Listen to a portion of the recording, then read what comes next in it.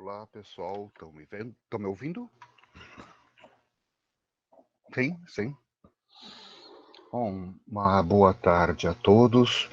Vamos começar agora a segunda parte da jornada. E nós iniciaremos uma mesa redonda composta pela Erlândia Patrícia Barbosa, pelo João Pedro Neumann, pelo Marcelo Henrique da Silva e pela Tamires Miranda. São todos psicólogos e pesquisadores do Laboratório Sujeito e Corpo. E vamos apresentar para vocês um projeto que nós desenvolvemos na parte mais aguda da pandemia, onde nós oferecemos atendimento psicológico à distância. Então era feito online aos profissionais do Hospital Universitário da USP. E naquele momento todos estavam muito aflitos, muito tensos, muito receosos, e havia pessoas que estavam necessitando, havia uma demanda de atendimento. Ok?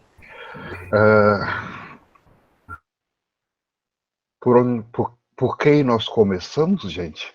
Quem será o primeiro a apresentar? Vai ser o Marcelo, a Tamires, a Erlândia.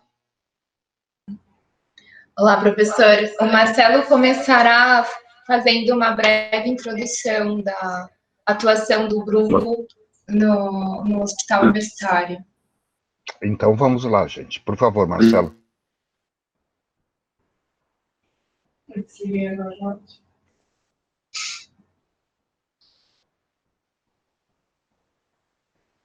O Marcelo congelou? Congelou.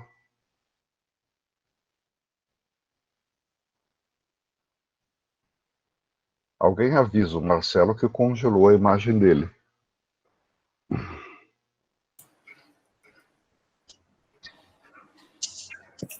Pode deixar a tela ligada? Marcelo. Você está com o seu áudio ligado.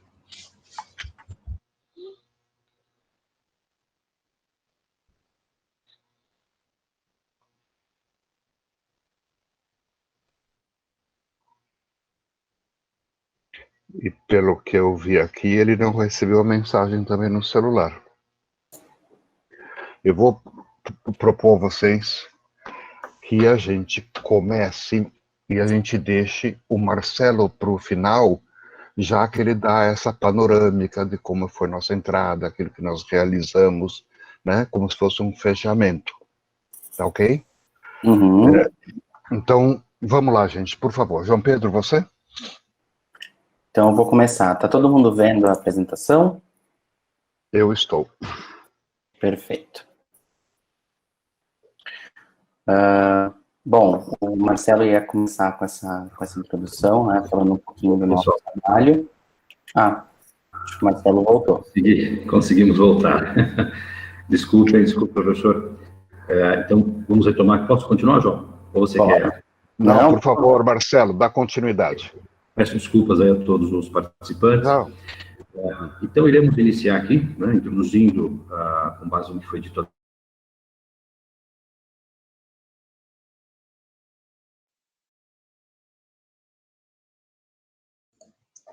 Acho que deu um probleminha no microfone do Marcelo novamente. Bom, enquanto ele retoma a conexão dele, Basicamente.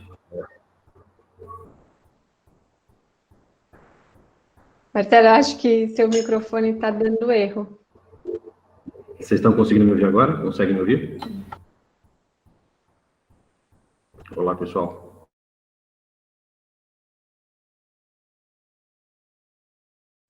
Sim, estamos ouvindo agora. Voltou. O Marcelo vai ter que procurar um local onde a internet esteja pegando de uma maneira melhor, né? Então, vamos continuar. Eu vou conversar com o Marcelo, tá? Tá, enquanto isso, então, eu posso ir apresentando um pouco de como que por favor, é a nossa atuação. Boa tarde a todos, meu nome é Irlândia, sou psicóloga e membro do Laboratório Sujeito e Corpo, no Instituto de Psicologia da USP. Aqui a gente vai introduzir de uma maneira sucinta como que era a nossa atuação no Hospital Universitário antes da pandemia e após. Né? Então, nós éramos divididos, os atendimentos eram divididos entre UTI, clínica cirúrgica, clínica médica e pediatria. E aí, por conta da pandemia, nós adaptamos, né, esse período para atendimento online com esse projeto de atendimento aos profissionais do hospital. Anteriormente, os atendimentos eram voltados para os pacientes e após a pandemia nós iniciamos esse novo projeto. Também iniciamos com os pacientes, mas não tivemos a mesma adesão. Então, a gente deu andamento com os profissionais. Todos os atendimentos foram sob supervisão do professor Avelino, e a gente trouxe alguns casos de como foram esses atendimentos de uma maneira bem fragmentada, né? Com o intuito de preservar a identidade desses profissionais, e espero que a gente consiga contribuir um pouquinho do nosso conhecimento com vocês. É isso mesmo. E aí, um pouquinho antes da gente começar a falar sobre os atendimentos, né, cada um vai apresentar um pouquinho, é importante a gente trazer um pouco o conceito de crise, porque foi algo que a gente percebeu, né, além da crise sanitária, né, que a gente tá vivendo, né, foram pacientes que chegaram em crises emocionais, em crises ansiosas muito fortes, né, então é importante a gente trazer um pouco esse conceito, né, a gente trouxe o conceito de crise que o Dr. Riad Simon, que ele era um professor da USP, que ele traz, que é um período em que uma pessoa se vê surpreendida pela ocorrência de um acontecimento novo, inesperado e emocionalmente significativo e perturbador, provocado por uma perda ou ameaça de perda, ou por um ganho, ou por uma expectativa de ganho, né? É muito importante a gente frisar bastante, não só a perda ou o ganho, né, mas principalmente as expectativas, as ameaças, que foi um padrão que a gente percebeu dentro dos nossos atendimentos. Agora, quem vai apresentar o primeiro caso é a Irlândia, por favor. Obrigada, João. Gente, acabei até me esquecendo. Desde já, muito obrigada a todos que estão presentes, ao espaço, né, ao professor Avelino e a toda a organização dessa jornada. E eu trago um caso, sob nome fictício, pode passar o slide, por gentileza, João? Da Maria, um nome fictício, né, 48 anos de idade, funcionária do hospital universitário, casada, e o primeiro atendimento aconteceu no dia 15 de maio de 2020. A Maria já tinha um histórico de depressão, ansiedade e uma dor crônica nas articulações. Ela procura o atendimento com a seguinte queixa, de que desde o início da pandemia ela já não estava conseguindo exercer as atividades profissionais no hospital, né? Então, num primeiro momento, tinha uma expectativa de que seria afastada do trabalho por conta de compor, né, o grupo de risco, mas isso não aconteceu, então ela teve que continuar exercendo suas atividades no trabalho, mas este ambiente era para ela um ambiente onde representava muito desamparo, muito medo e muita angústia. Então, com isso, foi gerando alguns sintomas, que por conta destes sintomas, ela foi buscando recursos, procurando atendimento, né, para tais sintomas, e com isso foi tendo uma série de afastamentos, de atestados, tirou férias, para evitar esse ambiente. Eu vou falar agora um pouquinho dos sintomas. Então, quando ela estava próximo de retornar ao trabalho, ela começou a manifestar os sintomas como tosse, falta de ar, dor de cabeça e garganta irritada. Estes sintomas são também características da COVID. Com esses sintomas, ainda que ela testasse negativo, ela não poderia exercer as funções no hospital. Mas para receber essa autorização, tem uma questão burocrática que estava atrapalhando, que acabou não tornando isso possível, esse afastamento, né? Então, ela teve que retornar ao trabalho. Mas com isso, né? Pode passar o slide, por favor, João? Ela já estava tendo muita dificuldade para se alimentar, porque tinha ânsia, falta de apetite, durante a noite não conseguia dormir, e o turno dela precisava, né, era muito cedo que ela tinha que acordar, então ela não conseguia dormir, e o não dormia justamente pelo medo. E aí ela falava que sabia que tudo que ela estava sentindo era psicológico, mas que não sabia mais o que fazer. Pode passar. Então, nesse primeiro atendimento, né, a Maria, ela vira para mim e diz que uma das primeiras falas dela é me questionando se eu poderia atendê-la toda semana. E através desse questionamento dela, né, a gente pode pensar o quanto ela estava tendo uma necessidade de confiar em alguém. Até então, ela já tinha passado tanto pelo psiquiatra, tanto pelos médicos do pronto-socorro, chegou a passar em dermato, e ainda assim não tinha, né, ninguém que pudesse, não tinha um profissional que estivesse acompanhando ela nesse período. Ela até procurou um atendimento psicológico com outro grupo, mas que alternava o profissional.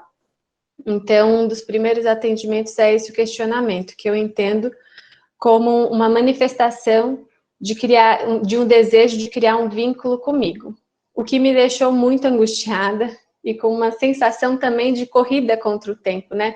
Era um ambiente hostil e de medos reais. A gente não está falando de um risco da fantasia dela, era um risco real, que ela poderia sim ser contaminada, os familiares, os amigos poderiam também, e os riscos dessa contaminação, as consequências desses riscos eram reais. Então, quando eu percebi que era esse mesmo, inclusive, o desejo da Maria na transferência, de que eu pudesse, de alguma forma, tirá-la desse ambiente, talvez orientando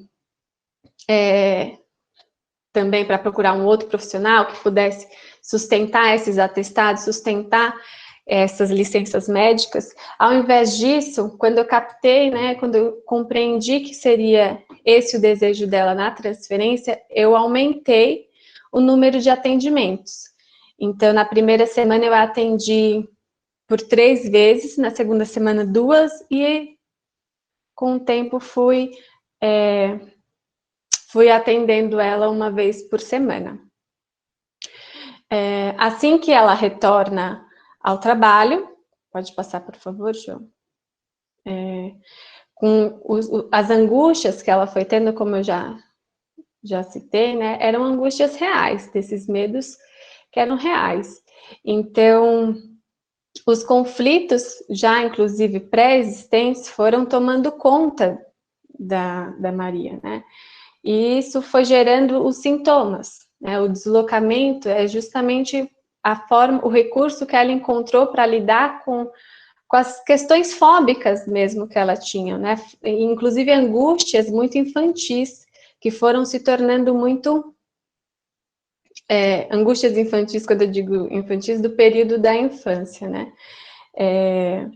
E de conteúdos que foram emergindo nesse período, que ela não estava dando conta, né? Então, inclusive, na própria identificação projetiva, a busca dela era de que alguém dissesse para ela o que ela teria que fazer, né? Desse um norte para ela. E o trabalho foi justamente em cima de tornar os recursos que ela tinha potentes, para ela reconhecer essas potências que ela tinha, né?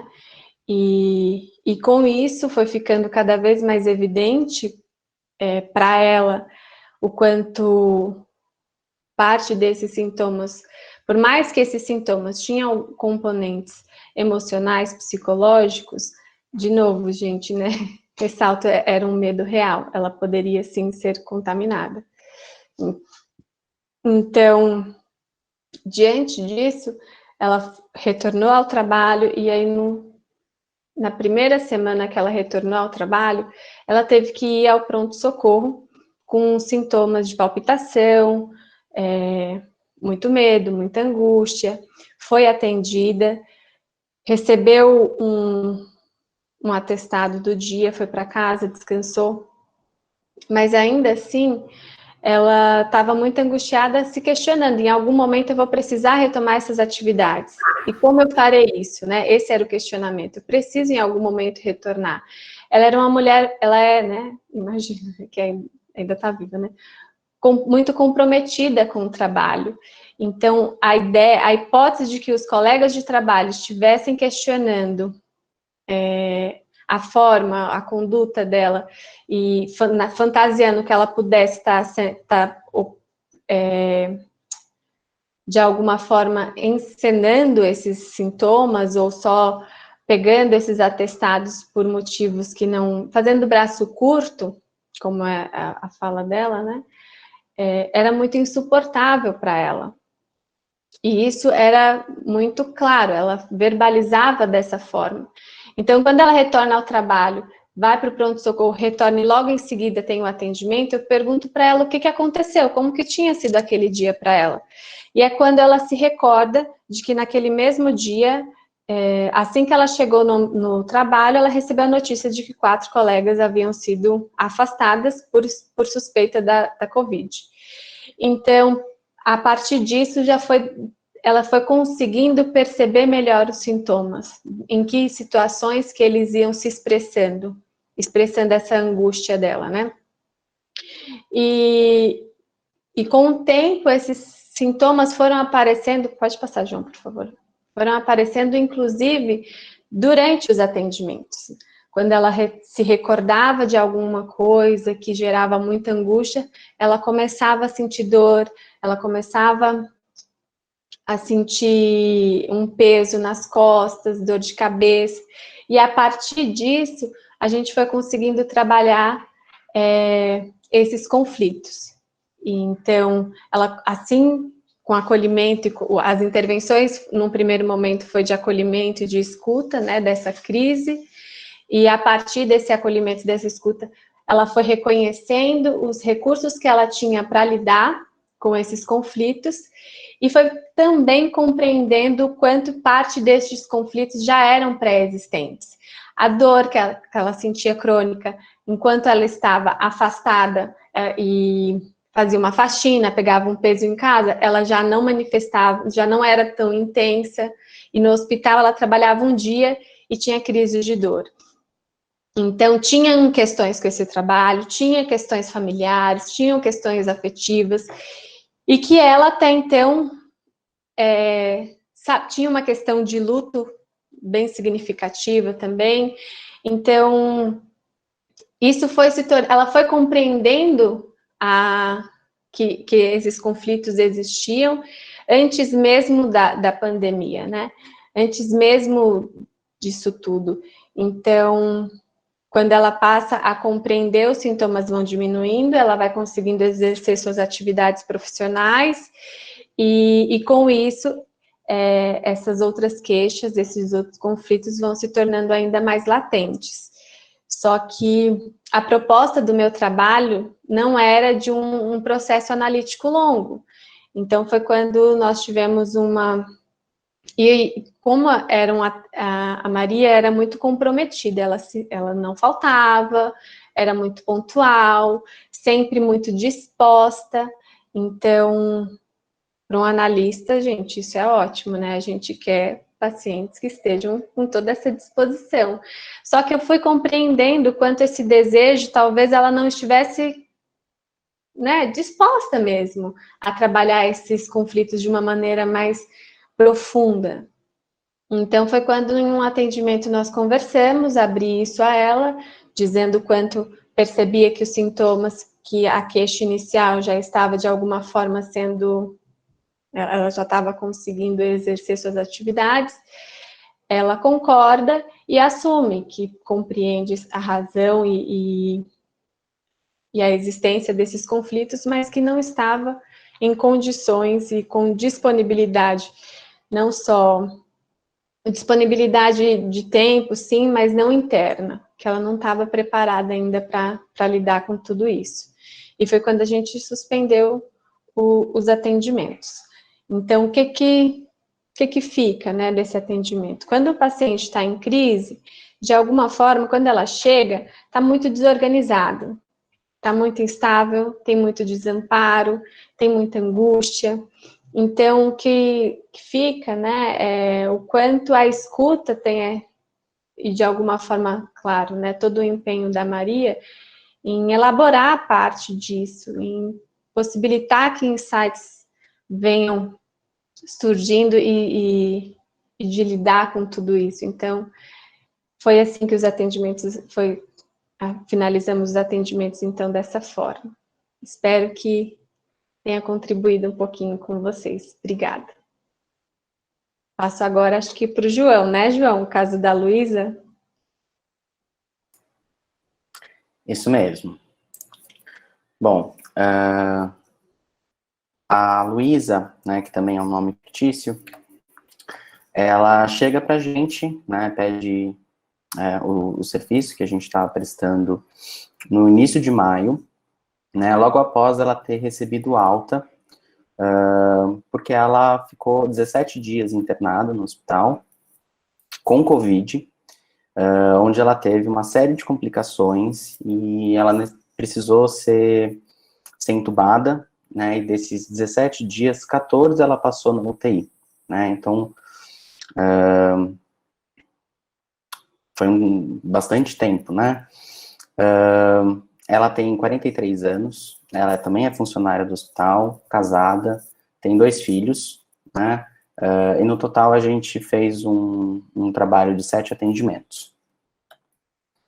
A questão inicial dela, né, era principalmente relacionada também ao retorno ao trabalho, né, então logo após a alta, né, ela foi chamada pela chefe, onde eles já estavam pensando no seu retorno, e o que deixou ela muito angustiada, pelo medo de uma nova infecção, né, ela estaria ali de novo num ambiente em que a possibilidade era de ser infectada pelo Covid era real e muito alta, né, e com isso ela ficou com muito medo, muito ansiosa e entrou em crise.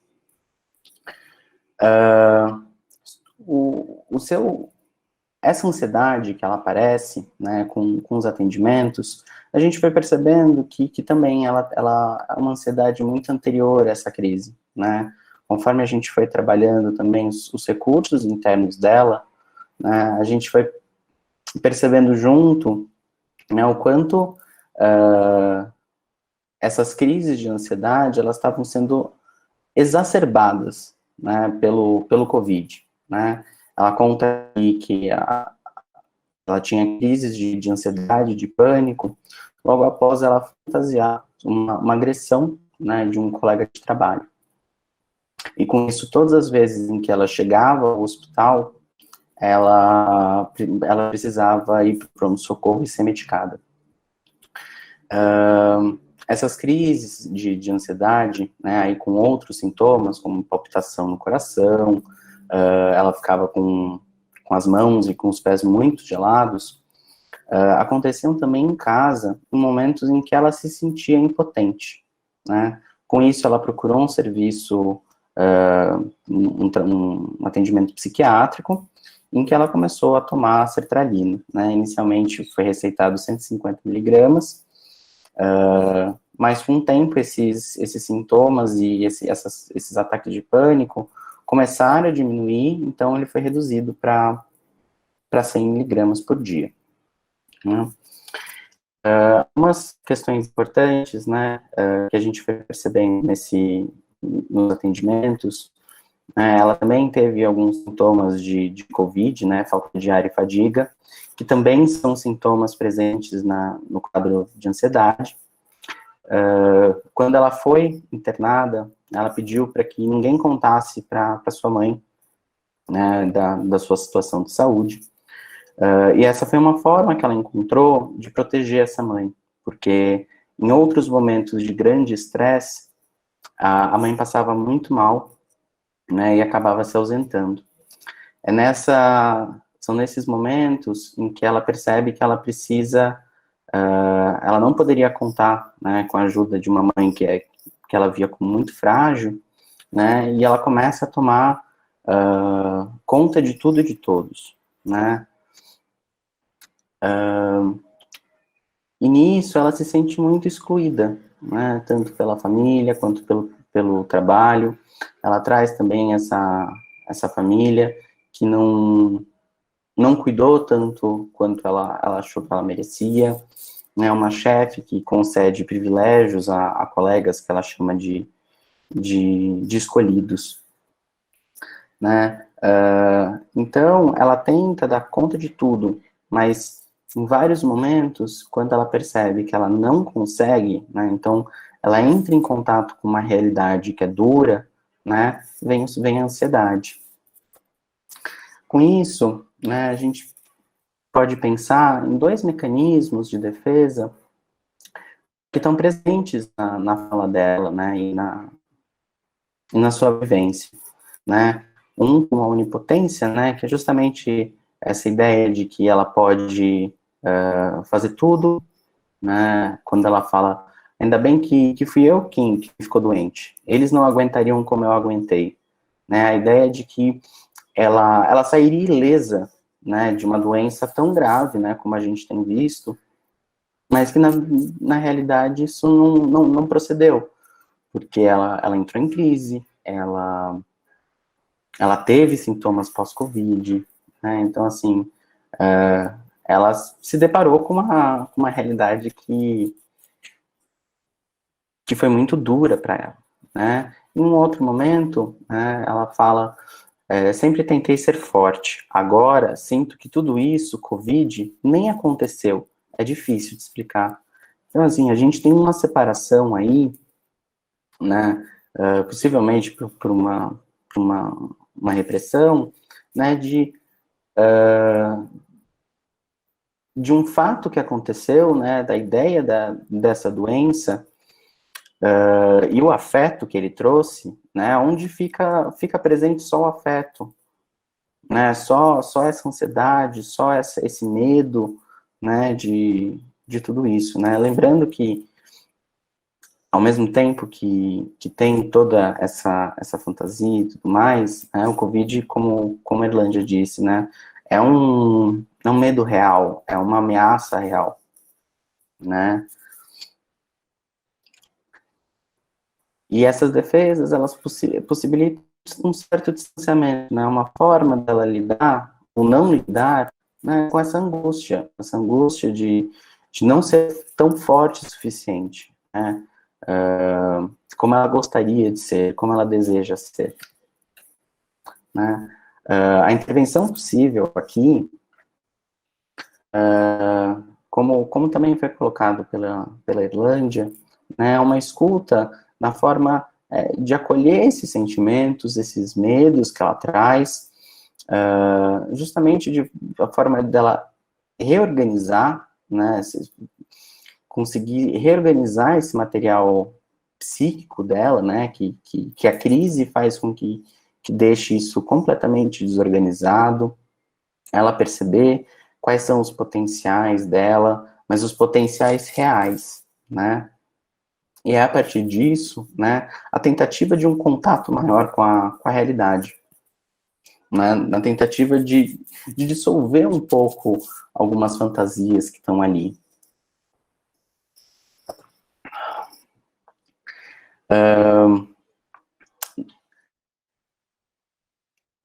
Logo, depois de um tempo, né, quando a gente começou a perceber, né, que o foco do atendimento, né, não estava mais no não quero voltar ao trabalho, mas sim no eu preciso, eu quero, né, nessa tentativa de eu preciso dar conta da minha família, eu preciso retornar ao meu emprego, né, a gente percebe que o atendimento ele toma um outro rumo, né?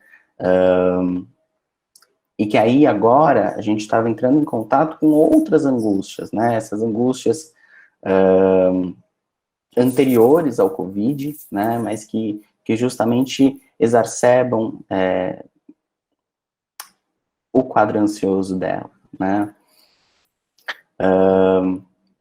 E aí, com isso, a gente conversa, né, e eu trago para ela que o quanto ela né, tinha mobilizado, né, para lidar com esses medos, para lidar com essa ansiedade, né, relacionada à crise, né, que ela traz como queixa inicial, né, e pergunto se ela tem interesse em dar continuidade a um trabalho, aí sim, né, como a Erlândia colocou, um trabalho de psicoterapia psicanalítica maior, mais longo, né, mais profundo, e ela fala que não, né, que nesse momento ela não tem esse interesse, né, então talvez a partir do momento em que ela sai dessa crise, possivelmente essas angústias mais anteriores, né, são demais para ela aguentar, né, então às vezes o quanto ela consegue suportar, estava ali na crise, e a partir do momento em que a gente aprofunda, fica forte demais. Então a gente acaba encerrando. Alguns meses depois, né, a gente fez uma sessão de retorno, para que a gente pudesse conversar, para saber como é que ela estava, né, e aí eu percebo que ela realmente, né, a partir dos nossos atendimentos, mas também do tempo que ela né, fica sem, ela começa a ter um trabalho de autoanálise, de autorreflexão, e de uma elaboração muito melhor desses conflitos internos, né? Então, eu percebo ela muito mais integrada, entrando durante mais tempo, né, em contato com a realidade. Obviamente, né,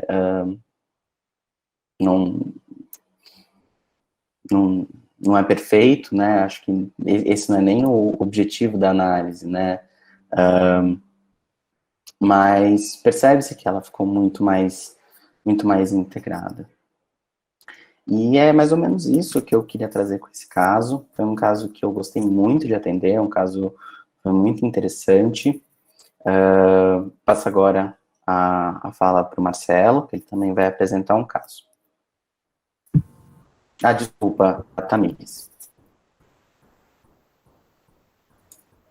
Olá, boa tarde a todos. Gostaria de agradecer a oportunidade de estar aqui com vocês hoje, agradecer a organização do evento.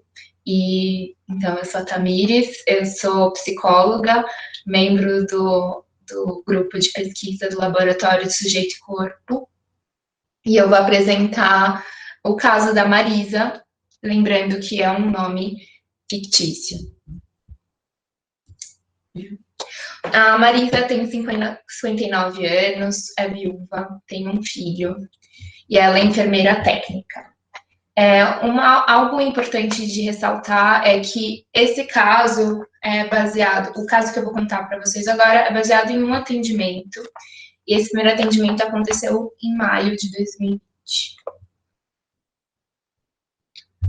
A queixa inicial dessa paciente é de sobrecarga no trabalho e esse sentimento de esgotamento físico, né? Próximo, por favor. Ela vem com o diagnóstico de depressão há 30 anos. E algumas semanas antes desse primeiro atendimento, ela busca atendimento psiquiátrico por apresentar crises de ansiedade no ambiente de trabalho. Ela já tomava a sertralina, dosagem de 50 miligramas, e o psiquiatra aumentou essa dosagem para 100 miligramas. Os sintomas que ela apresentava era de falta de ar, choro fácil e muita dificuldade para dormir. os pontos principais desse atendimento, né? Algumas coisas são bem relevantes aqui.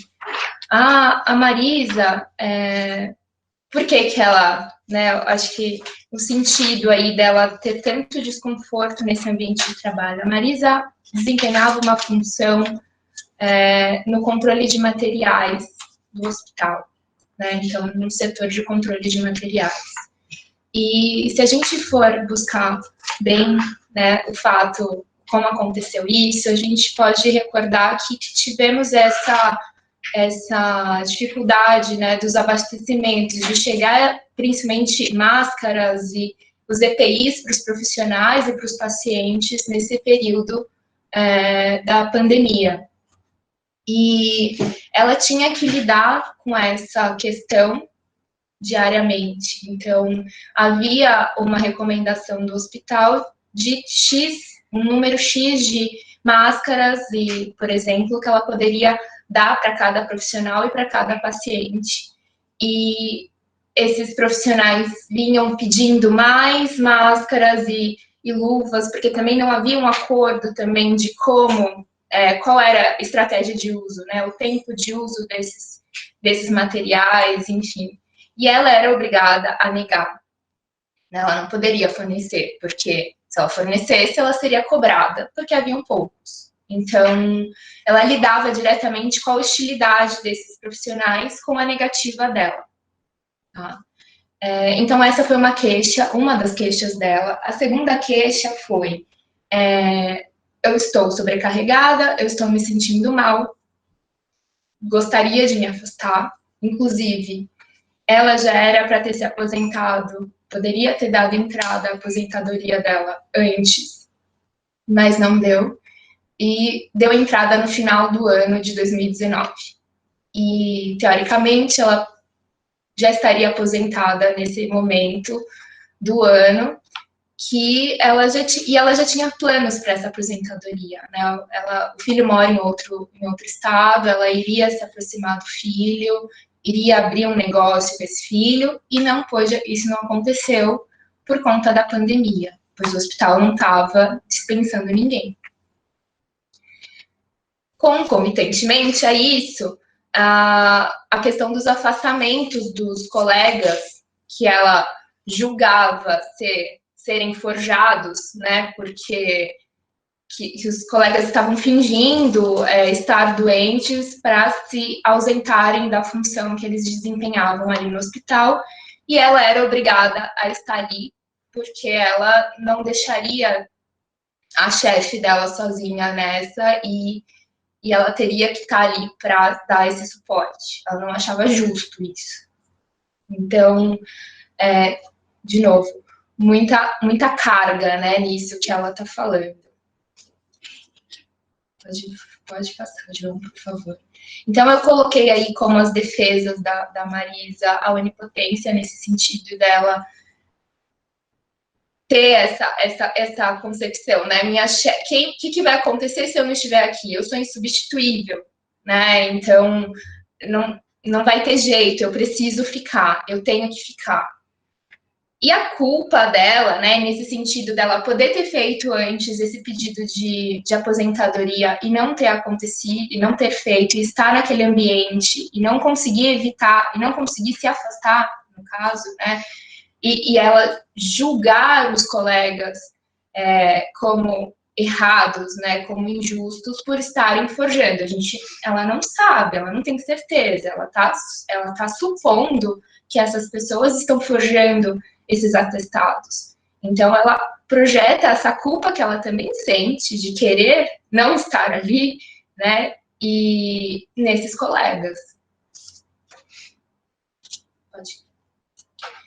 E uma coisa importante, né, que eu fui passando, eu acho importante ressaltar, a rede de apoio dessa paciente, né? Ela é uma paciente que é viúva, o filho não mora próximo a ela, os irmãos também não. Nesse momento da pandemia, e aí a gente vai vendo possíveis consequências, até questões anteriores à pandemia, mas como é um atendimento, eu não tenho como dar, é uma hipótese, né? Eu não tenho como dar essa certeza, mas a minha leitura diante disso foi que, diante dessa falta de rede de apoio nesse momento, ela não tem uma vida fora do hospital. Ela também relatou que quando ela ia para casa, os vizinhos eram muito hostis com ela, por saberem que ela atua no hospital e o medo dela contaminá-los, né? Então, nem em casa ela era acolhida. Quer dizer, não tinha acolhimento algum, né?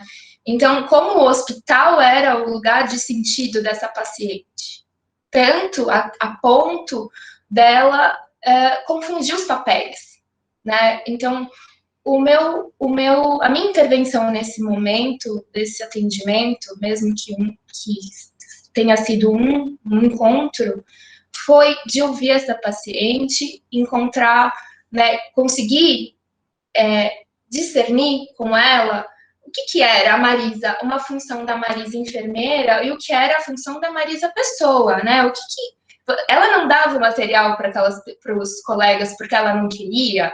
Não, ela não dava porque ela não podia fornecer, porque se ela fornecesse esses materiais, ela seria cobrada disso, né? Então, entenda, né, que aquele ambiente estava hostil para todos, estava estressante para todos os profissionais, todo mundo estava em um pânico geral, né? E foi muito importante a gente pontuar essas diferenças para ela,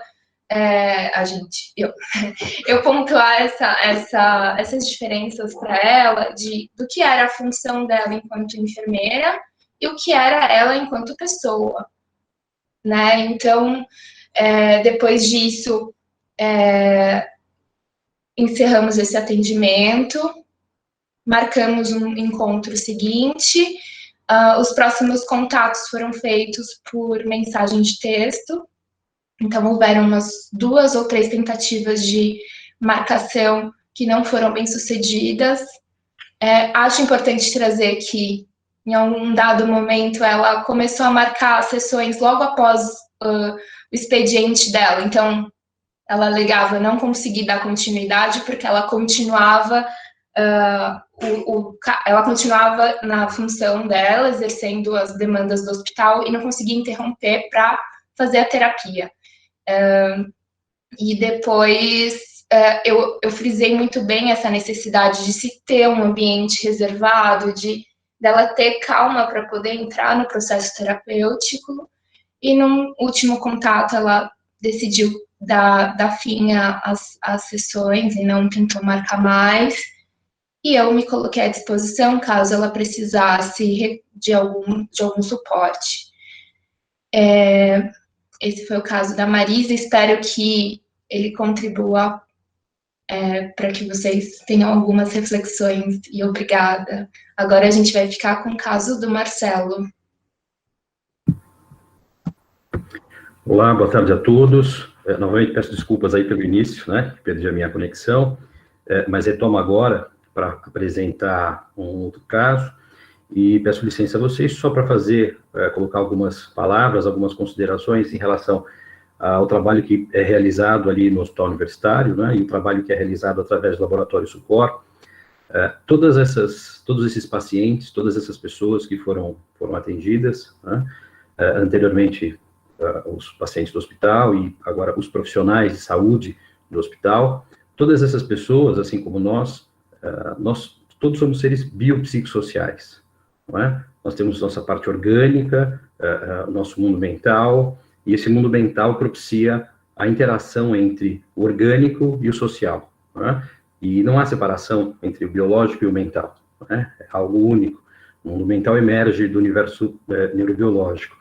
E essa relação com o social é o que nós fazemos todos os dias, não é? E esses pacientes, essas pessoas, esses seres biopsicossociais como nós, são pessoas que passam por N situações ao longo da vida, passam por sofrimentos, por alegrias, por tristezas, por perdas, por ganhos, e essas pessoas chegam até nós, chegam até os profissionais de saúde mental, também chegam até os médicos e outras pessoas que lidam com o sofrimento humano, né? Então, esses pacientes todos, essas pessoas que nós pudemos atender durante o período de pandemia, trouxeram para nós uma realidade que já é conhecida, né, de que o ser humano, na sua interação com o ambiente, na sua interação com outras pessoas, ele sofre, né, ele adoece. E esse adoecer precisa ser representado, ele precisa ser trabalhado. Né? Muitas vezes levamos uma vida inteira para reconhecer isso. No momento de pandemia, como nós vemos agora, foi justamente o momento onde essas pessoas, como a Valentina, que eu vou falar agora, que também é um nome fictício, né, fez com que pudesse emergir todo um universo, toda uma série de elementos, desde talvez a sua infância, a sua adolescência, o seu primeiro casamento, os filhos, né, as suas relações pessoais, tudo isso veio à tona num momento de extrema fragilidade, de extrema insegurança, né, de insegurança dela como pessoa, de insegurança dela no universo social, né, ou seja, nas relações que ela apresentava. É o que nós estamos vendo nos casos anteriores, e com a Valentina não é diferente. Né? Então, eu vou apresentar o caso da Valentina, para que a gente possa ter uma ideia do que foi elaborado e de como nós pudemos cuidar de todas essas situações dentro da medida possível. Né? Valentina é uma mulher de 46 anos, casada, né, seu segundo casamento, ela tem mais de um filho, né, e profissional de saúde, do Hospital Universitário. Foram realizados 3 atendimentos, né, todos online. O primeiro no mês de abril e os 2 seguintes no mês de maio, né, com um intervalo aproximado de 15 dias. Isso se deu em decorrência de que percebi que ela estava realmente muito aflita, era uma pessoa que já tinha um quadro, né, que eu vou apresentar daqui a pouco, bem delicado, né, uma pessoa jovem, de 46 anos, mas com muitas aflições e sem poder lidar com essas aflições. Né? Ela não tinha como expressar essas aflições. Né? Então, ela trouxe uma queixa, ou algumas queixas iniciais, que o primeiro, obviamente, era o medo de contaminar a sua família.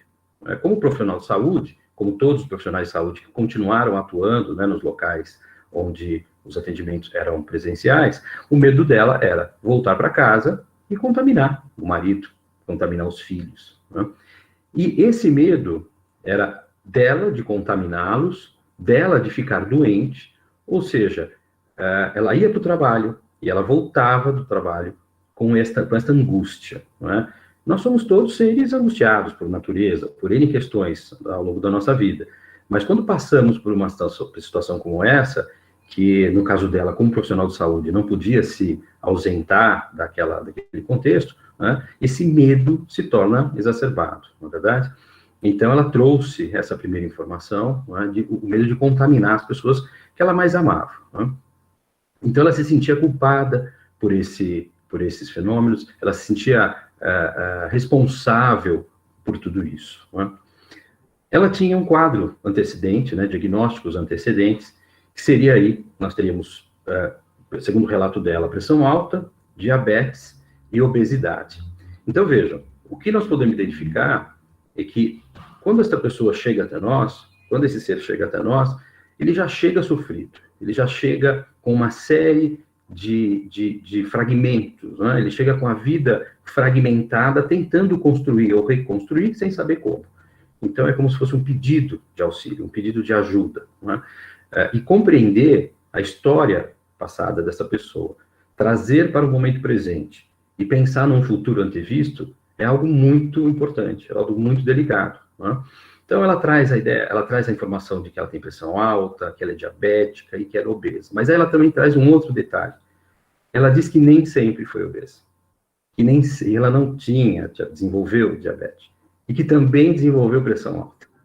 Então, vejam, uma pessoa que, num determinado período da vida, né, tinha uma certa condição, entre aspas, de certa normalidade, e depois de vários eventos, não por conta da pandemia, mas de vários eventos familiares, perda de uma pessoa muito querida, né, de uma pessoa próxima, né, de um companheiro, começa a desenvolver uma série de doenças, né, de diversas magnitudes. Então, ela acaba sendo medicada, mas também diz que o medicamento tem que ser trocado constantemente, porque não surte o efeito, né, imaginado. Também toma remédios para dormir, porque ela também diz que tem muita insônia. Né? E com base nisso, nós temos aí os sintomas que são apresentados pela paciente. Então, ela diz que sempre está muito cansada, né, sensação de falta de ar, coração sempre, né, ou seja, ela tem sempre taquicardia, na verdade. Diz que normalmente tem as mãos frias, né, suadas, ela percebe isso constantemente, principalmente no período da pandemia, obviamente, porque ela vai para o trabalho e ela se sente muito, muito nervosa, né, boca seca, tontura. E, como eu disse agora há pouco, dificuldade para dormir, né? Então, essa paciente traz uma série de sintomas que nós poderíamos alocar em N diagnósticos, né? Mas o importante ali é reconhecer o sofrimento dessa pessoa, né? Nós tínhamos que acolher essas pessoas no primeiro momento, que é o que nós vamos falar um pouquinho mais para frente. Então, os principais pontos que nós pudemos verificar, né, que foram trazidos pela Valentina, né, é que ela se via sem utilidade. Isso ela me disse várias vezes. Ela dizia, eu não me vejo como útil. Eu não me vejo como uma pessoa mais útil. Eu engordei. Eu tenho pressão alta. Eu não sou mais a pessoa bonita que eu era. E eu não consigo lidar. Eu não consigo saber como mudar. Porque eu faço ginástica e não emagreço. Eu tomo remédio, o remédio não faz efeito. Então, vejam, é uma pessoa que se encontra numa crise existencial que é natural do ser humano, quando passa por tudo que passa, como todos nós passamos, alguns de forma muito mais acentuada e outros de forma menos acentuada, né? Também diz que a família traz muitas reclamações, né? E aí quando ela fala dessa questão da família, ela também relata que isso ocorre pelo fato do trabalho que ela exerce, né? Dela ter mudado de setor, então ela também tinha uma questão muito delicada, ela saiu de um setor específico, foi para outro que não era a função dela, e quando ela muda de setor, e fala isso para a família começa a pensar que ela não está mais produzindo da mesma forma.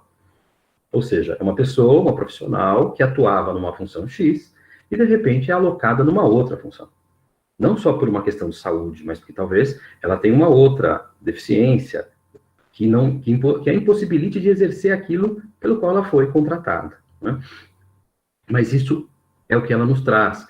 Então, ela percebe isso na família, talvez ela amplie mais, talvez não, mas o que ela traz é que ela percebe uma sequência de reclamações, né, apesar de todo o amor da família ali, mas ela percebe que isso é uma coisa constante, né?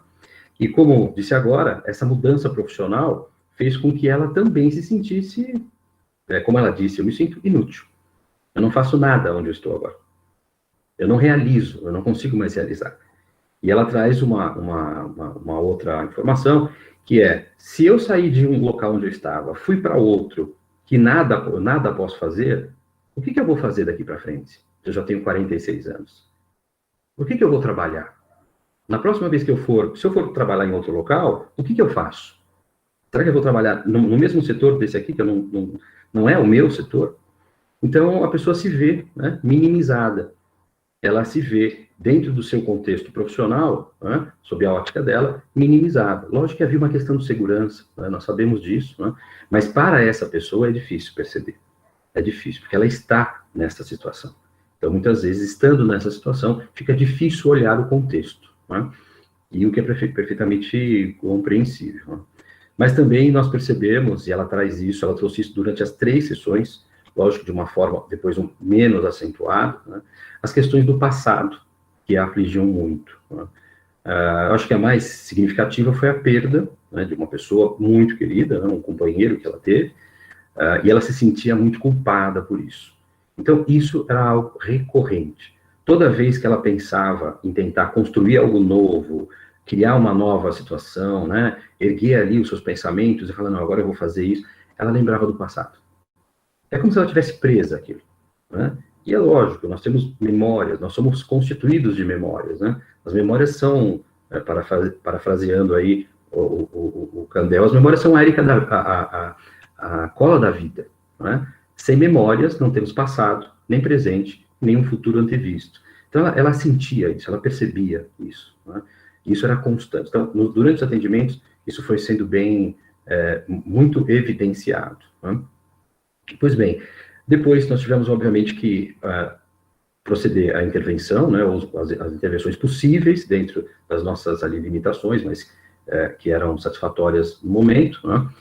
E a primeira coisa foi o acolhimento, né? Ouvir aquela pessoa, através da escuta ativa. Ou seja, escutar, compreender, né, acolher, deixar com que tudo aquilo que pudesse emergir, né, daquela pessoa em sofrimento viesse até nós. Né? Antigamente fazíamos isso presencialmente, e foi uma batalha para todos nós, né, principalmente para os psicólogos colegas aqui, lidar com essa nova realidade. Né? Mesmo que antes já pudéssemos, todos vocês pudessem, né, atender virtualmente, aí, por conta de já mecanismos normativos, né, mas especificamente durante a pandemia, isso é muito complicado. Né? Muito complicado porque exige destas pessoas, dos profissionais aqui que me antecederam, lidar com essa ideia da escuta de uma forma muito mais apurada. Porque muitas vezes você fala com a pessoa pelo telefone, né? Você não consegue olhar para ela, você não consegue analisar as expressões faciais dela. Então, pelo tom de voz, né? pelas palavras, pela ligação das palavras, isso tem que ser analisado. Então, a primeira forma foi acolher e buscar através da escuta ativa. Né? Uma segunda forma de intervenção foi fazer com que ela pudesse refletir sobre essas dificuldades, né, e alteridades no mundo contemporâneo. Ela vive aqui, ela vive agora, né, ela vive nesse momento. Respeitar o que aconteceu no passado, compreender o que aconteceu no passado. Né? Se algo foi culpa minha, se algo não foi culpa minha, é bom que eu reconheça isso, mas algo precisa continuar. Né? O tempo vai transcorrer da mesma forma.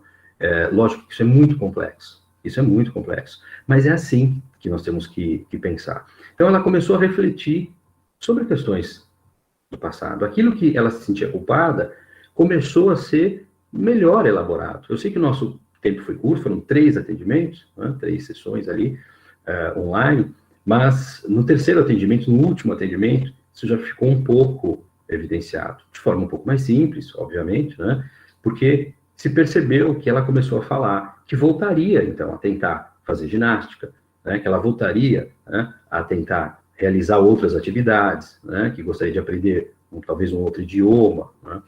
Então, a ideia foi que, daquele momento para frente, ela pudesse, sim, realizar isso. Né. Obviamente, conversamos e ela disse que procuraria a continuidade do atendimento psicológico, né, que não seria conosco, viu que seria necessário, né, seria importante para ela. Então, esse momento de crise, né, essa vivência de sofrimento existencial, isso que nós vimos nos casos anteriores e nesse caso, né, possibilitaram que nós compreendêssemos todos esses fenômenos, né, no momento como esse de pandemia. E a terceira ideia, né, o terceiro elemento dessa intervenção, né, foi tentar auxiliar, né, a paciente a fazer com que ela se percebesse, sim, responsável pelas escolhas, né, protagonista daquilo que iria fazer na sua vida, porque é o que acontece conosco, né, por mais que estejamos com sofrimentos diversos, com situações diversas, né, nós seremos sempre os protagonistas da nossa vida. Né? Precisamos, sim, de outras pessoas, somos seres sociais, precisamos de interação, precisamos de ajuda. Precisamos de ajuda. Né? O melhor é, se não consigo resolver sozinho, ainda que pudesse, peço a alguém que me ajude. E aí você continua a seguir. Né? Então, eu encerro aqui a minha apresentação, né? E agradeço bastante aí aos meus colegas que fizeram as apresentações anteriores e a vocês todos que estão nos ouvindo aqui. Muito obrigado.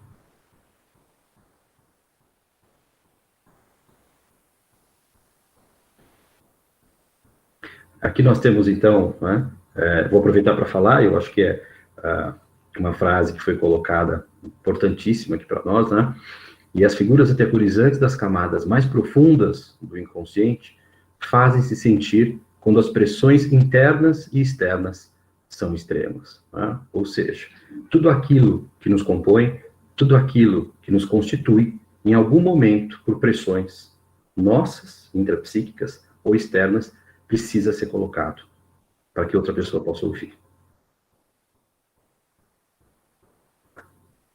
Pode continuar, João.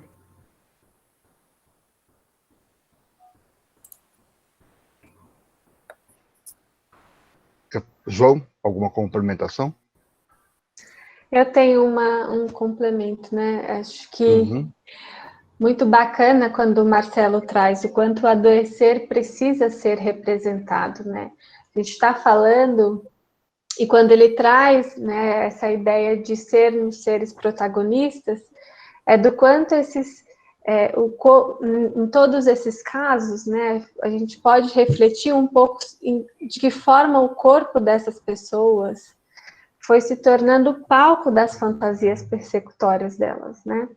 E de alguma forma, o quanto o nosso trabalho, e acho que é um diferencial desses casos, que o tempo foi muito diferente para cada um. E o quanto, de alguma forma, com as intervenções mais diversas, né, essas pessoas puderam, de alguma forma, tornar isso, verbalizar e, de alguma forma, lidar com essa vulnerabilidade, né? Compreender que, sim, tem recursos, tem possibilidades, tem soluções e de alguma forma, possibilitar essa organização. Porque a gente está falando, quando a gente fala de crise, a gente está falando de uma ruptura. E ninguém foi avisado que uma pandemia seria tão devastadora assim, para ninguém. Né? Inclusive para nós que estávamos ali atendendo estes casos. Mas, de alguma forma, né, essas pessoas puderam, em tempos diferentes, mas de alguma forma conseguir representar, verbalizar os significados disso tudo na vida deles, né? Isso, de alguma forma, é bem bacana. Sim, e de certa forma possibilitar que seja um primeiro passo numa readaptação, né? Assim como o Marcelo e a Elaine já colocaram, nós, como profissionais, diante dessa crise, nós precisamos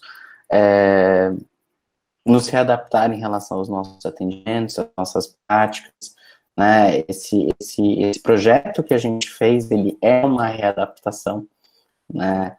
Então, né, o quanto poucas sessões, né, poucos atendimentos, mas que possibilitaram justamente, né, essa fala, esse colocar para fora e depois colocar para dentro, né, de uma forma pelo menos um pouco mais organizada, né, dentro das nossas possibilidades, dentro das possibilidades dos pacientes atendidos, né, acho que isso é uma coisa que fica muito unida entre os nossos atendimentos, entre as nossas falas.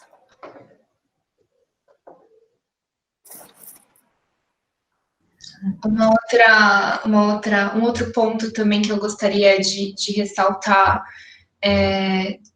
que foi em comum, né, de todos os atendimentos, mas um pouco da conduta profissional, né, de como foi importante essa questão da gente entender o limite do nosso paciente, porque eu entendo que, pelo menos no meu caso, quando houve essa a interrupção e a dificuldade dos agendamentos, isso me causou uma certa angústia. E entender o limite do paciente, né? Então, não misturar essa nossa necessidade de querer, da nossa onipotência, de querer salvar, ou fazer, ou curar, enfim, e entender o limite do nosso paciente. E acho que em todos os casos isso foi essencial na condução. Então, era um pouco disso que eu gostaria de falar mesmo.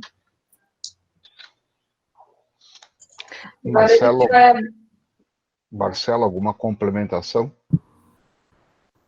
Sim, professor. Na verdade, né, os colegas aqui já falaram as questões muito significativas, mas a Tamires tocou numa questão importante, né, e aí eu faço até uma ressalva em algumas coisas que eu falei, principalmente a questão da pessoa ser o protagonista da sua história, né, mas reconhecendo, sim, nós reconhecendo o limite dessas pessoas, né, porque muitas vezes os profissionais de diversas áreas, né, nós, enfim, psicólogos, os médicos, enfim, e outros profissionais, eles trazem a ideia da teoria, né, mas a prática, ou seja, aquele ser, né, que é um ser no mundo, que existe no mundo, né, ele existe para si e existe para a coletividade, né, ele interage.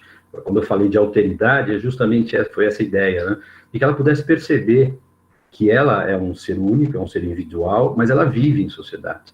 E isso precisa ser verificado, né? Tenho a minha individualidade, mas vivo em sociedade, preciso estar em sociedade, né? Então, eu também quero dizer que foi muito gratificante, né, o trabalho que é realizado desde a época, obviamente, do atendimento presencial, e acho que para todos nós, e para todos aqueles, né, além de nós que atuaram ali, os desafios foram muito belos, muito bonitos, né? Eu agradeço bastante aí a possibilidade. Eu parabenizo a apresentação de vocês, foi muito rica, muito boa, muito didática, né? E eu queria destacar uma coisa, que para nós, do laboratório, parece uma coisa muito banal, mas usualmente, infelizmente, não é.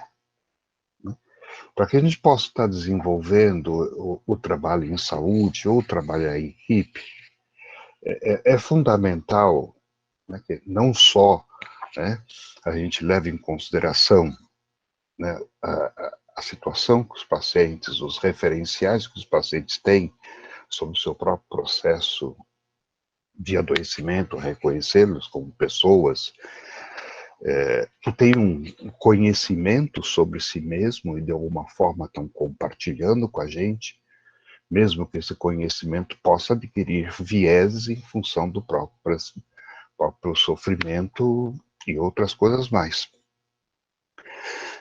Mas o que é fundamental num trabalho de equipe é a possibilidade do diálogo. Eu gosto muito de estar caracterizando nossa área, né, de interação mente-corpo, psicossomática, como a área do diálogo, o diálogo entre diferentes saberes. E, de certa forma, a gente teve uma demonstração, a gente tem exercitado e estamos demonstrando hoje, a possibilidade de referenciais teóricos diferentes estabelecerem entre si um diálogo. Então, vários têm uma orientação psicanalítica ou mais uma orientação fenomenológica existencial, né, do ser no mundo, do estar no mundo, né, e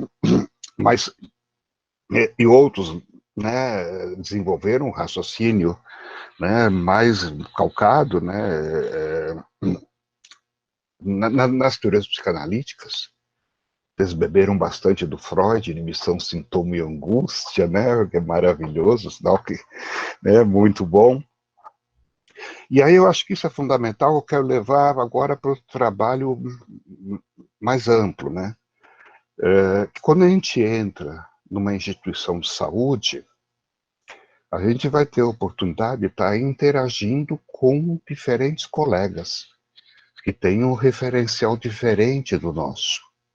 O pessoal da biomedicina vai ter uma determinada forma, né, de escutar, uma forma de compreender, uma forma de intervir. E o pessoal da psicologia, das ciências humanas, né, vão ter uma outra forma de entender o fenômeno. E a trabalho em equipe só é possível que haja uma possibilidade de estar escutando o outro e de estar tentando estabelecer com o outro alguma comunicação. E acho que esse é um exemplo que todos nós estamos vivendo, quem participa, por exemplo, do dia a dia de um hospital, ou participa dia a dia num UBAS, né, ou numa UBS, né, mas poucas vezes se para para pensar que também os componentes da equipe psi têm referenciais diferentes. Né? E aí é o exercício do diálogo, para ele poder estar escutando um referencial, né, um vértice de observação que é diferente do meu, e poder estabelecer com esse outro vértice de observação um diálogo que seja enriquecedor para nós mesmos. Né? E acho que o exemplo bastante claro disso é o slide que o Marcelo apresenta, né? Que é uma frase da Klein, né? Mas ele partiu de de um raciocínio anterior que vem bem da fenomenologia, mas conseguiu reconhecer, sabe, na obra da Klein algum valor que ele pôde acrescentar no próprio conhecimento. Né? Acho que a gente precisa também estar lutando para abrir essas possibilidades, ou seja, que os serviços possam ter essa polifonia, sabe? Uma polifonia, né? Onde seja possível estar escutando os diferentes vértices, as diferentes formas de estar compreendendo. Tá? Isso é uma coisa que eu queria colocar, e agora, se vocês me permitem, os integrantes da mesa, eu queria estar colocando, né, para discussão, né, todos os integrantes, todo o pessoal que está acompanhando.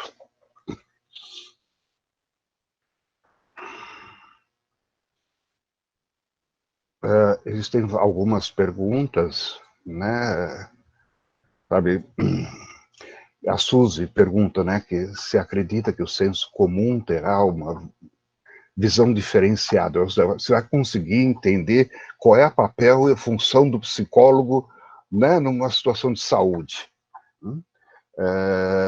Eu acho que sim, eu acho que está contribuindo e muito.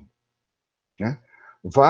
Inúmeros telejornais incluíam, né, como entrevistados, além do epidemiologista, do virologista, do infectologista, né, a presença do psicólogo, né, para ajudar as pessoas a entender aquilo que está acontecendo. Então, eu acho que sim, eu acho que é um avanço.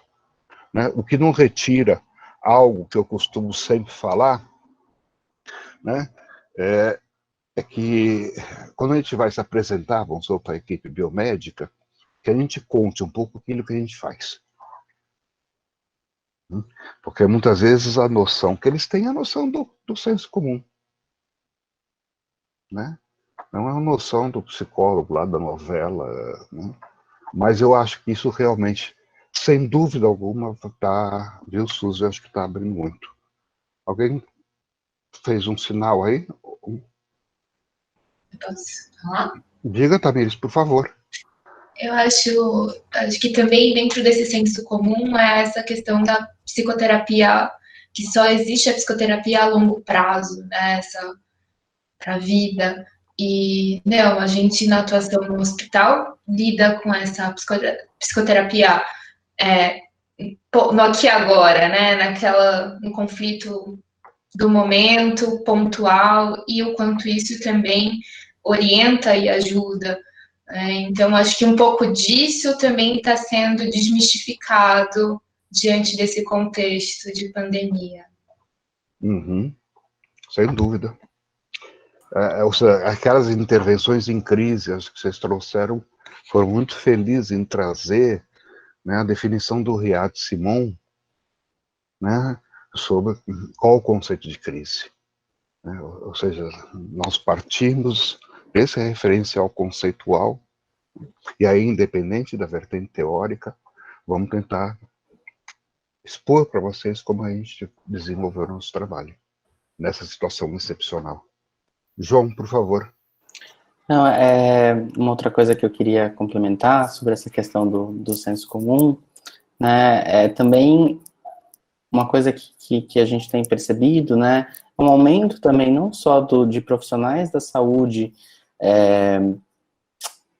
conhecendo o papel do psicólogo dentro do hospital, mas também procurando ajuda, né, o quanto o aumento da procura, né, de profissionais pelo nosso trabalho também auxilia eles também a compreender o nosso papel de uma forma muito mais direta, né, e que, né, faz com que a gente consiga também entrar de uma outra forma dentro do hospital, né, muitas vezes não é, por exemplo, só a enfermagem ou só a gente que encaminha caso dentro do hospital, mas os próprios médicos, quando eles conhecem, os próprios fisioterapeutas, fono, né, então assim,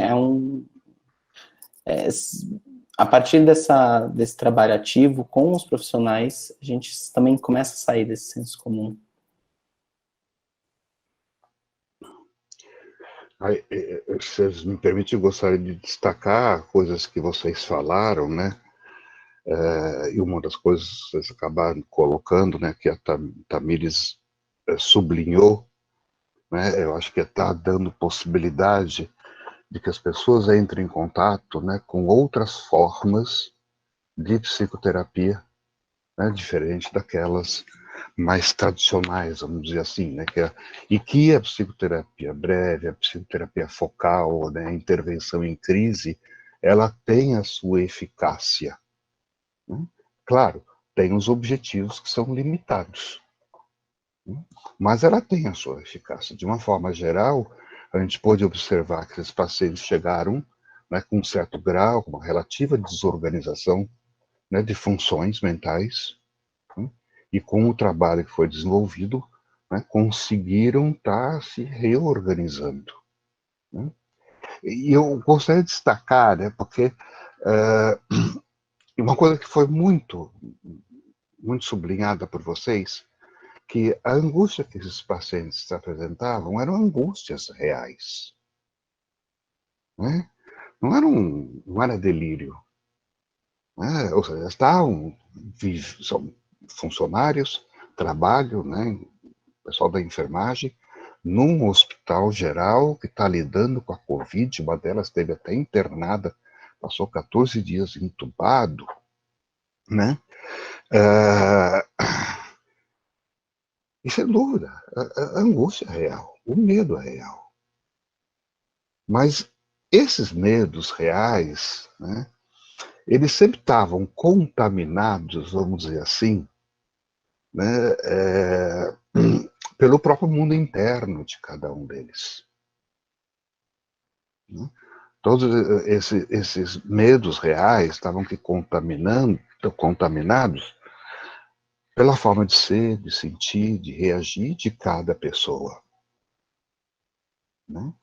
E que, com o tempo, eles foram percebendo, né, como a Elaine já falou, né, haviam questões pré-existentes que estavam, né, intimamente interrelacionadas com aquela situação de crise.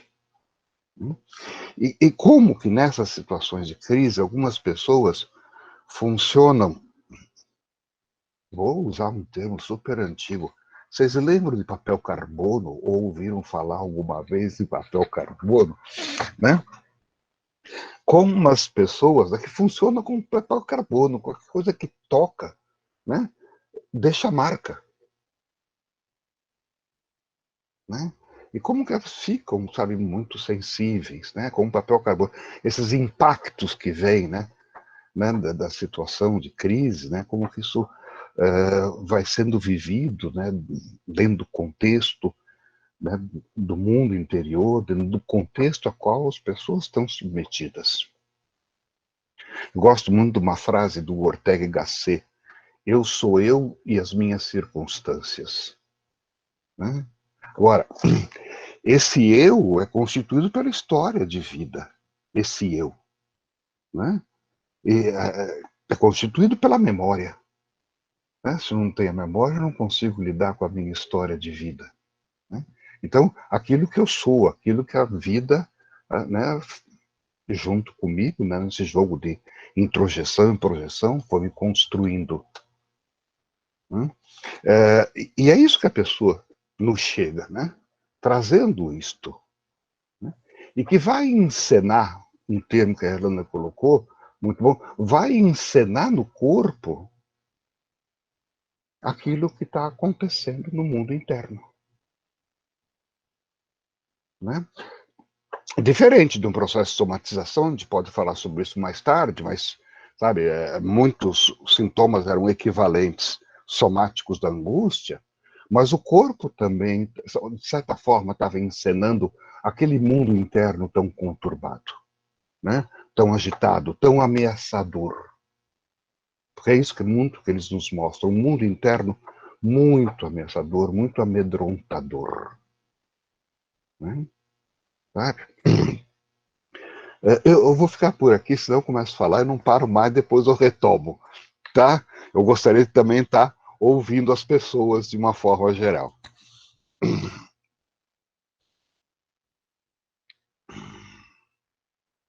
Bom, e mais que isso, né, professor, essas marcas, elas têm um significado, né? Tem uma representação e que precisa ter uma compreensão disso também, né?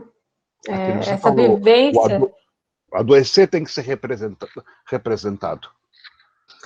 Porque é uma vivência, né, de muito desamparo, de uma ameaça que não tem jeito, a impotência surge ali. Mas, enfim, vamos responder umas perguntas aqui. Um psicólogo hospitalar poderia atender um outro psicólogo hospitalar? Da Giovana Alves de Oliveira. Como isso funcionaria? Você está questionando dois psicólogos de uma mesma instituição, Giovana? Porque, né, se não estão atuando juntos no mesmo hospital, não vejo o porquê não, né? Um atender o outro. Mas um ponto que eu gostaria também, aproveitando essa questão de psicólogo hospitalar, é que, independente, é um psicólogo clínico, né? Vai ter um atendimento. Quando a gente fala do atendimento hospitalar, acho que o diferencial é uma adaptação para o profissional constante, porque a gente não está falando de um atendimento que a gente sabe que na semana que vem aquela pessoa vai estar ali, né? Ou seja, porque teve alta, seja porque, né, faleceu, seja por N razões, né? Então, tem uma adaptação contínua enquanto um psicólogo hospitalar, né? Mas, se for em questão de atendimento, é sempre necessário, sim, um psicólogo também olhar para a sua própria saúde mental, ter seu processo analítico, independente de abordagem, independente de campo. O cuidado, ele está aí, né, gente? A gente precisa se cuidar para também cuidar desse outro.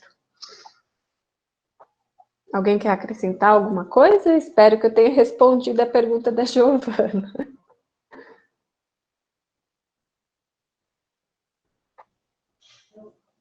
Eu vou acrescentar. Posso falar, professora Luciano? Vai, não, fala, Tamires. Não, que independente de ser psicólogo hospitalar ou não, eu acho que a importância da gente, enquanto pessoas e profissionais, também nos cuidarmos, né? E eu acho que isso é de extrema importância e relevância para nós enquanto pessoas e enquanto profissionais. A gente também investe, é importante que a gente investir esse tempo para também cuidar dos nossos conflitos, das nossas questões. Então, acho que uma coisa vai complementando a outra e nos ajuda muito, enquanto profissionais, sermos e passarmos por uma análise psicológica. É o nosso tripé básico, né?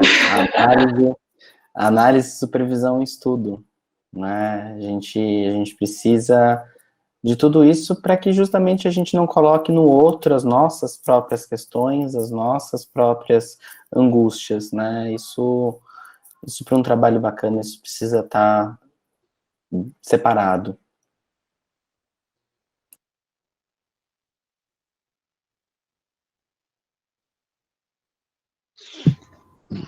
Professor, Oi. posso fazer uma colocação só? Por favor. Eu não sei se há uma ordem específica, mas eu vi que alguém colocou aqui, salvo engano, o que ficou de aprendizado para vocês? Salvo engano, né? Consta aí essa... Não sei se eu posso falar desta, porque deve ter uma ordem. Por favor. Eu diria, que eu acho que não só para mim, mas como todas as pessoas que estão aqui, e os que também não estão, né, aparecendo, mas estão acompanhando, estão aqueles que atuam conosco lá, no HU, e depois, através dos mecanismos online, algo que é possibilitado, não só nesse trabalho, eu acho que na psicologia como um todo, e na relação, né, no conhecimento do ser humano, de si próprio e do outro, é que o ser humano, ele está sempre em construção. Ele não é um ser pronto. Né? Ele se reconstrói dia após dia, noite após noite. E quando você ingressa na vida de outro ser humano, você ingressa num fluxo de desenvolvimento de uma pessoa que tem um passado, que tem memórias, que tem histórias, e que em algum momento, como todos nós já passamos e vamos passar, se depara com um turbilhão de coisas, um desajuste, e que não consegue dar continuidade, ou se dá continuidade, sofre muito com isso, né? Então, eu acho que a ideia, né, como ela disse, o que vocês aprenderam com isso? Eu disse que nós aprendemos e vamos continuar aprendendo, né? Todos os dias, para cada atendimento, cada pessoa é uma pessoa única. É diferente de todas as outras, não é mais ou menos importante, mas é uma pessoa única. E aí nós aprendemos todos os dias, constantemente, com o que essas pessoas nos trazem, né? Isso é muito importante aí para nós. Espero que tenha respondido aí a colocação da nossa colega.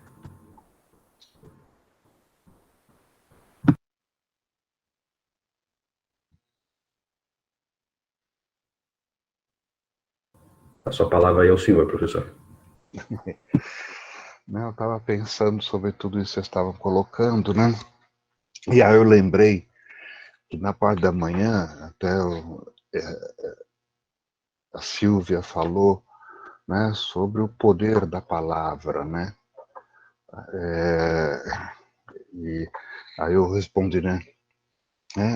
A velha terapia, né? Através da fala, né?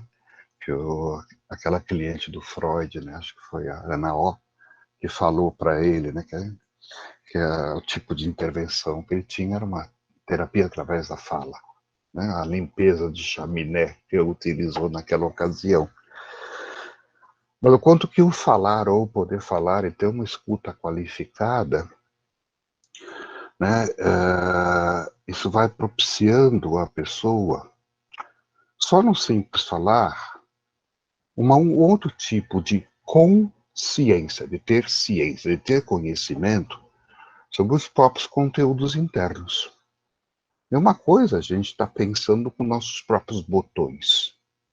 Quando eu pego esse pensamento e eu traduzo ou converto esse pensamento em palavras, né, já tem uma outra forma, uma outra consciência, né, deste mundo interno.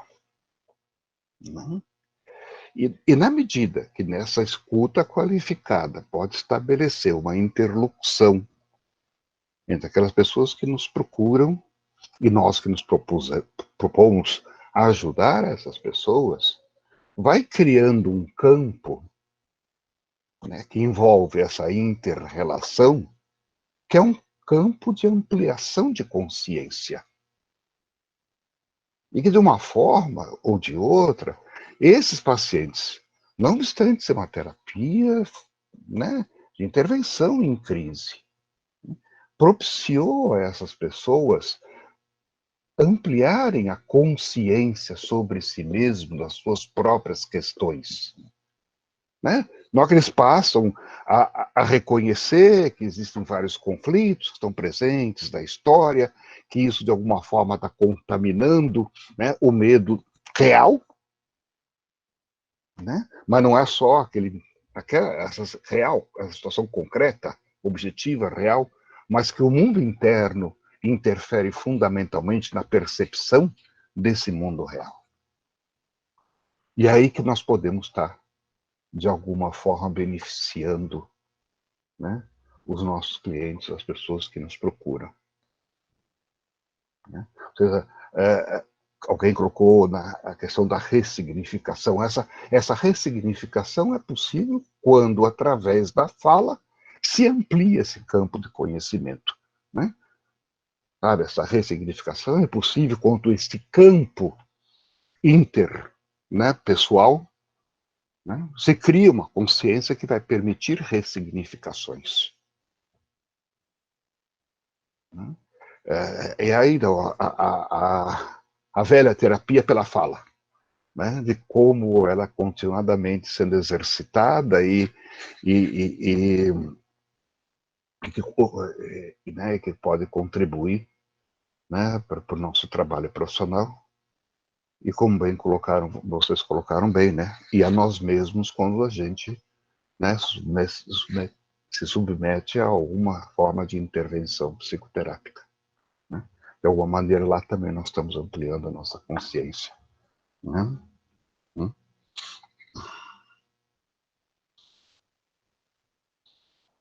A gente tem mais duas perguntas.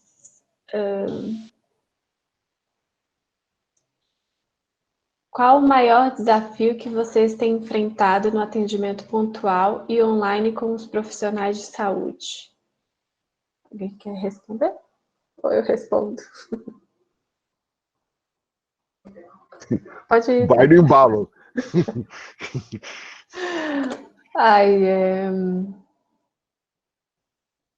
Gente, falar em desafio e atendimento pontual, e acho que tem outra pessoa, o Gilberto Borges, que eu acho que dá para engatar as duas perguntas, né? Quanto de desamparo e desesperança trouxe a pandemia para os profissionais?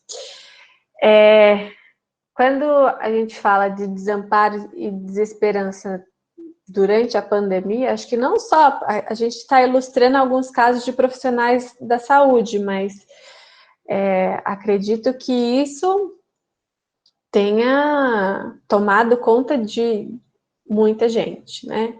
Cada um nos seus níveis, com seus próprios recursos, de representações de maneiras muito diferentes, mas que ninguém passou ileso, ninguém, né? Alguns se sentindo mais protegidos, mais seguros, com mais recursos, mas ninguém passou ileso. Todo mundo foi impactado pela pandemia, né? Desculpa. E enquanto de desafio isso tem no atendimento pontual, acho que, e online, foi numa adaptação mesmo.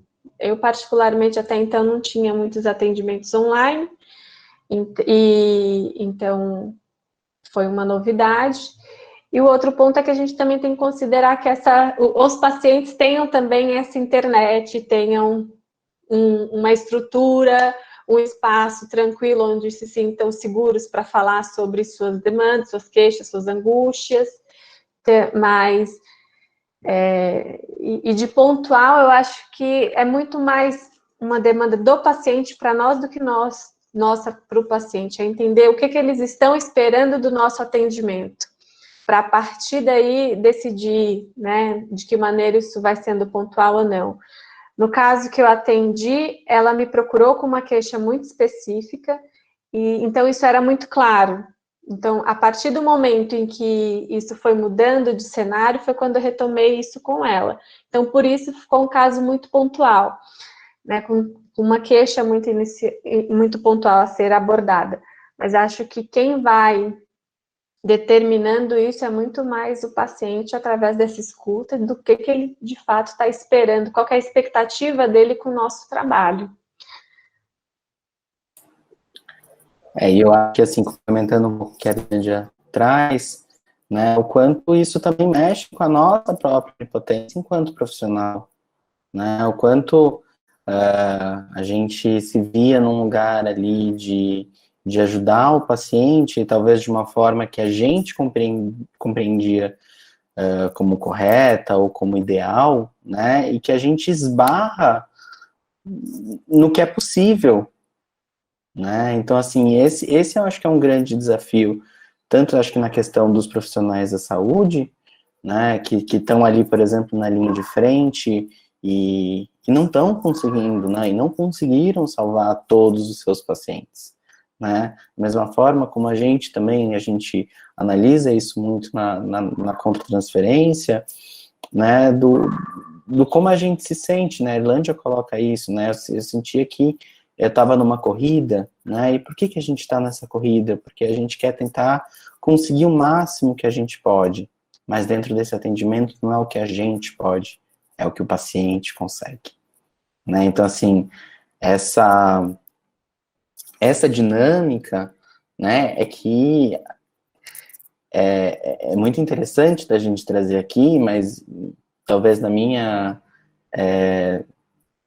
experiência, e quando, né, eu vejo isso sendo compartilhado, ela é um pouco amarga, né, mas necessária para a gente e evoluindo como profissional, né, conseguir compreender melhor os nossos casos e a nossa própria técnica.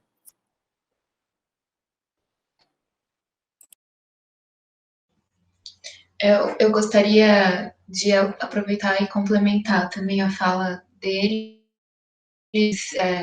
Me identifico também com alguns aspectos com a maioria dos aspectos que eles levantaram aqui. Uma palavra forte para a gente nesse momento é adaptação, né? Então foi necessário que a gente se adaptasse, fazer exatamente o que o João falou, fazer o possível. E com certeza a questão da diferença, né, do atendimento presencial e online é uma dinâmica muito diferente. A gente, como o Marcelo falou um pouco na apresentação dele, antes do caso, a gente perde a leitura do corpo quando a gente está no online, e a gente precisa lançar mão de outras leituras e outras estratégias para entender, para ler o nosso paciente, para entender o que ele está trazendo, e por isso talvez a escuta tenha ficado mais do que o normal, né? Tão grifada para a gente nesse momento. Então, a gente teve que se prender a isso, né? Em alguns momentos não é possível o vídeo, dependendo da internet que a gente tem. Então, vai ficar só com áudio, e é isso. E o que a gente tem é o que é possível fazer. Então, essas adaptações que a gente foi fazendo ao longo desses atendimentos, e que agora talvez estejam um pouco mais tranquilos, mas que no início foi um momento de certa tensão ali, né, nos atendimentos. João, muito obrigada, assim, me senti muito contemplada com a sua fala, né, dessa corrida contra o tempo, do que é possível para o paciente. Engatando no que a Tá acabou de dizer, ainda que a gente tenha no atendimento online perdido parte dessa leitura corporal, gente, enquanto desafio para nós de perder isso, mas o que fica cada vez mais nítido é do quanto essas pessoas, esses pacientes, eles têm uma disposição e optam por, de alguma forma, nos mostrar isso que eles estão sentindo. A gente não perde, a gente só começa a olhar por outras vias, eles começam a nos mostrar isso de uma maneira diferente, né? Então, acho que, enquanto profissionais, é de compreender isso, ter essa flexibilidade para ouvir de uma maneira diferente, para perceber isso de uma maneira diferente, não ficar, né, tão preso ao sol que a gente está vendo, mas também de lembrar que é a escuta, que é a palavra, que é a fala. Pessoal, nós perdemos o horário, né? Nós temos uma mesa que começa agora às 15h45. Né? Eu vou dar até um espaço pessoal recuperar, né? tomar água e tal, né? Faz xixi, depois volta. Porque a gente foi conversando, a gente perdeu o tempo. Né? Então, se vocês me dão licença, eu acho que nós deveríamos estar encerrando aqui. Na medida do possível, a gente vai tentar responder as questões de alguma forma para vocês, aquelas que ficaram, tá? Queria agradecer muito a colaboração de vocês, a jornada, né? A gente não pode esquecer que essa é a 13ª jornada, já 13 anos consecutivos que a gente faz a jornada. Primeira vez online, né? Espero que seja a última também, né?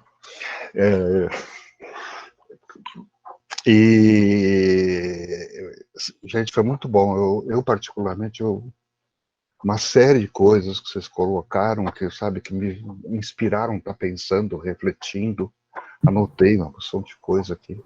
Agradeço muito, muito mesmo a vocês, a colaboração que vocês deram para a jornada. Obrigado, gente. Então vamos, obrigado. Tá? Então vamos. Agradecemos. Vamos então tomar nossa aguinha, né? Um abraço, gente. Muito obrigado. Então, voltamos. São 15h40. Voltamos às 15h50. Tá bom? Tá? Ok, gente. Grande abraço para vocês.